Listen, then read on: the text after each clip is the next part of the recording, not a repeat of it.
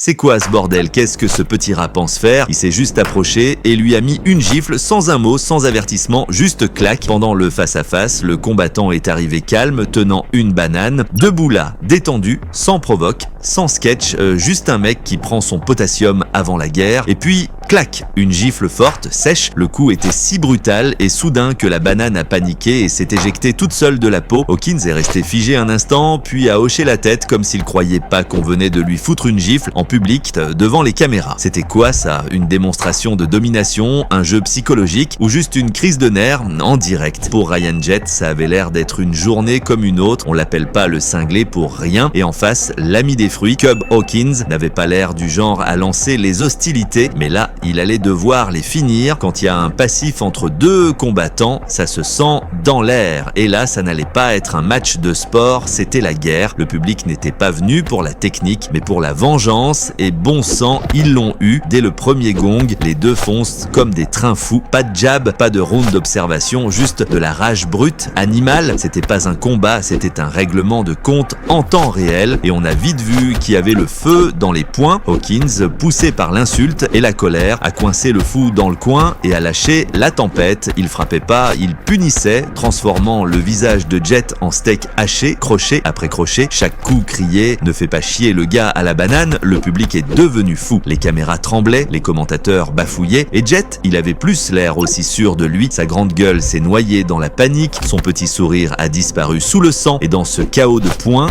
de rage et de revanche, est venu ce moment que tous les fans attendent, la justice. Brutale, simple, méritée.